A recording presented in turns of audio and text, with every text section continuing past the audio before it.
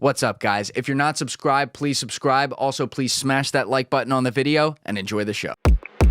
Jim, you did the investigation into the iPhone in San Bernardino. Involved, yes. I was involved in that management side. But, right.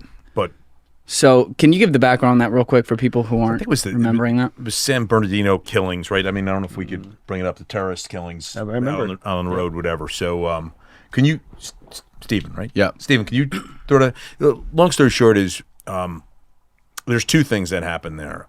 First off, they actually did not recognize a federal grand jury subpoena to provide access, not to provide records or subscriber information, to provide access to this person's phone. This was Apple denied it? Apple denied it. So I don't do business with Apple. Yep. Basically said, jumped us through hoops. Instead of just saying, holy shit, this is a terrorist act. Yep. He killed people, and we need to figure out whether or not he's going to kill some more or something else is going to happen. Yeah, he killed Americans. Or is there a network that's going to continue this plot? Mm-hmm. We didn't know. And they made you go through court to end up getting it. It took a while, right? Well, we went through court. We did go through court. It took longer than it should have. In the meantime, we have people that could have hacked it in 30 seconds, including what is it? What the hell? The company it could do it in 2 seconds. So, but which company is going to fight Apple on knocking into their system? The reason I bring it up, Cellbrite. I think it's Cellbrite is the company. The reason I bring it up is because it's such a horrible thing, and it's a clear-cut terrorist. Clearly, someone who was radicalized. He had already done the act. Everyone knew the shit. You'd be able to find stuff on his phone. I want to say there was shit. I mean, there was some. Was there some video? Something. I don't remember. But either way, I bring it up because I actually somewhat understand why Tim Cook did that and can appreciate it as much as it annoys me, because he's looking at it because it was a public story. This was something known to the public. Not that it should be different if it's not, but you have the public arguing over whether or not the government should be allowed to check a phone, and it's a constitutional rights potential precedent if they do. So Tim Cook said, shit, I want to help with this, but if I do, I set the precedent that Apple gives up user data. Can you understand why he sent that through court and why that's a good thing in this country as opposed to I totally get that, but like we talked about a little bit earlier, would you cross the line if safety was in question? Would you do that? That's the poison pill, and it's tough. I get it, it's but tough. Did Tim Cook think about this in the perspective that you shared? I don't know. I don't know Tim Cook. Right, I think he did. I don't know. Was the owner of the iPhone a U.S. citizen? I think he was. Yeah. Can you zoom in a little bit, Steven, so we can read it? He was. So yeah, I think there was. Go to the very top. Like, he felt bad about it. If he didn't, then he put it. Whatever. Then he put on a good face. Yeah, he definitely put on a great save the day. Go back where it shows his name. Go down. Scroll down. Break in. See, that was it. It talks about the guy who owned it. You'll see his name in like bold words. Keep going. There it is. There he is. Enrique Martinez. Yep. Immigration. Well, that's the. Yeah, that's. He was for. Was his name Farouk? Yeah, it's up a little bit. Oh, he converted to Islam. Yeah, Farouk. We could do a control search. There's the possibility of the third shooter. So. What? See right here. That's the part. Farouk. Okay. There he is. Yep. Farouk and Malik, Farouk's mother. Yep. So let's scroll up. The Rizwan Farouk. Scroll down a touch, just a touch. Right, Rizwan Farouk and Tashfeen Malik. Mm-hmm. So I don't remember which one it was the phone. You can click on the name perpetrator on the right hand side of the screen. Click on the name. Yep. It was that guy. Whoever that. Yeah. So that's Farouk. Yep. So it was his phone. Pakistan American mass shooter. So Pakistani American. It's which was a U.S. citizen, right? Was born in Chicago and was a U.S. citizen. His parents immigrated. All right. So this is, for me, and to this day, I do not support Apple because of this event. This is bullshit. Total bullshit. This is an American company choosing to protect its own marketing message publicly only because it was public. If this had happened outside of the public eye, they'd have shared. They'd have helped. They don't protect user data. Yeah, I'm not Apple saying doesn't they do. protect user data. That's a marketing message. Yes. All they did here was they interrupted an investigation. They slowed down the wheels of justice. They exposed more Americans to the risk of a continued operation. And they sent a clear message to other terrorists around the world. Use Apple phones. We'll take care of you. That's exactly right, man. Fucking bullshit, We won't man. give you up. We'll That never is give you up. absolute- We've got I don't your care back. if he felt bad. I can almost guarantee you that was a director of like marketing or a board or something that was like, oh guys, I don't know how we're going to be able to do this. Our share price is going to stack. We just got done promising all these people that we're going to protect user data. Yep. That's baloney. And that's why I just do not have good things. I have nothing nice to say about Apple. I do not spend my money on Apple. I will not spend my money on Apple until Apple changes this kind of shit. What kind of phone do you use? Android. The green text. That's why our group texts are all And they green wouldn't do text. the same thing? Would they block the wheels of justice? Yeah. When they do, I'll go to fucking Nokia. I'll go to Huawei. That escalated quickly. That's beautiful. Yeah, I just don't, like, I fully understand your anger.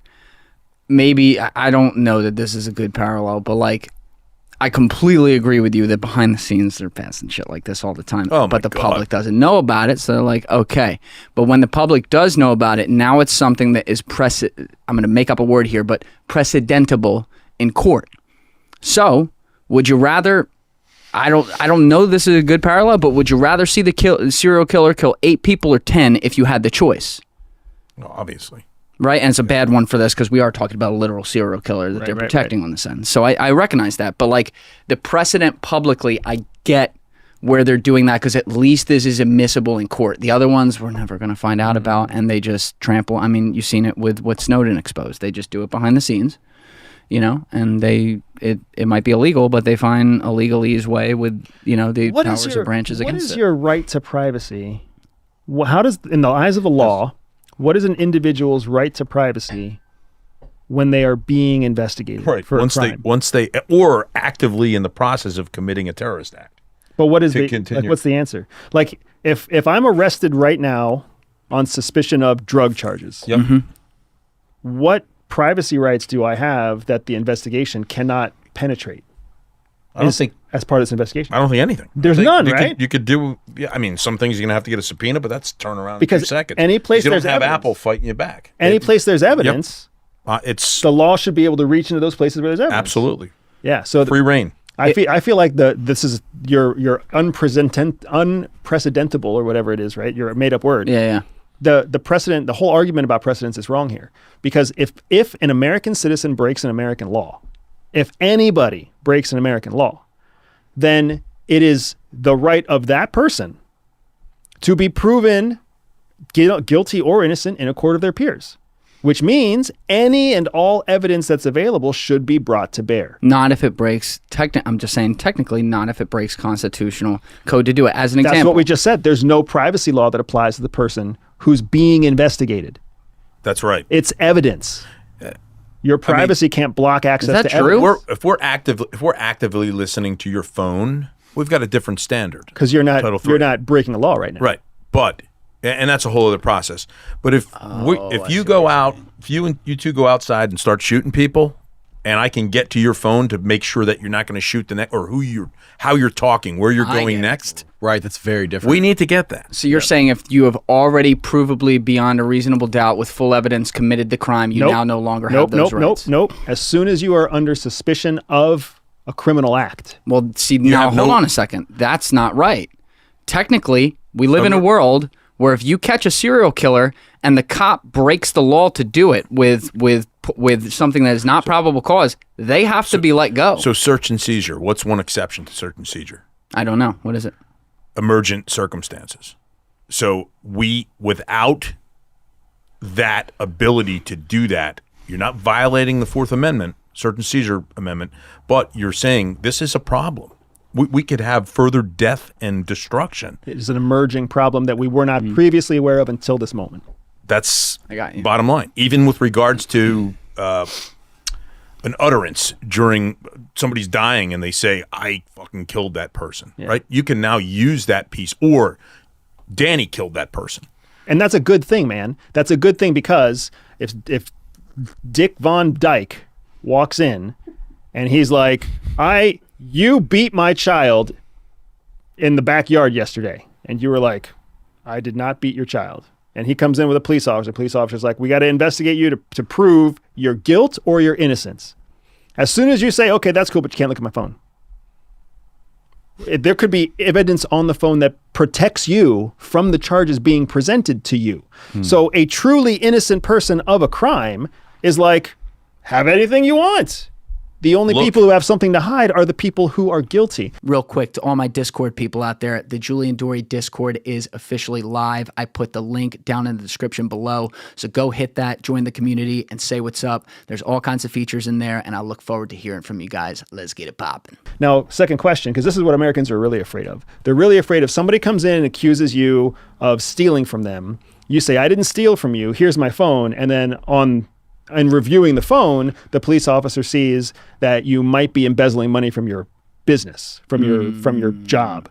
So in that case, or pictures of child porn on there, right? So in now, that case, what happens? Yeah, I mean, in that circumstance, we seize, we stop, we seize, we get the court order, we write it up the way it's supposed to be written up.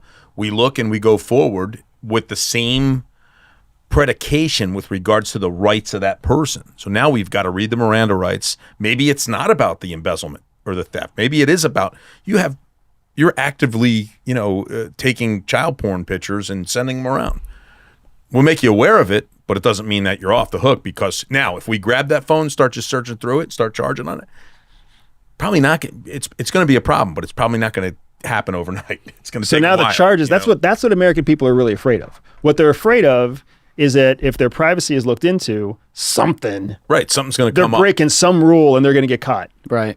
People don't realize that, like, if he's hunting down a case and it's a child porn case, and he wants to close the case, he wants to win that case. That's the objective. So if he finds your phone and he searches your phone and there's no kiddie porn on your phone, but there's a text message that says you're cheating on your wife, he's like, I don't really care about that. Like, that does not get me promoted. Yep. Like, taking down a child porn ring does. And you're not part of that ring. Here's your phone back. Have fun cheating on your wife. Have fun embezzling your boss. I'm going to go find my child porn ring and tear it down. That's right. No morality police on that piece. But if I find that they're planning to rob a bank tomorrow, it doesn't mean I just take it and start. I could start acting on it, but I'm going to take it and say, sir, we're going to hold this here, read the Miranda on that portion of it, go through the process, which is an immediate process. That was the shit ass part of what Apple did, is not just going. I mean, you could see. I mean, they went through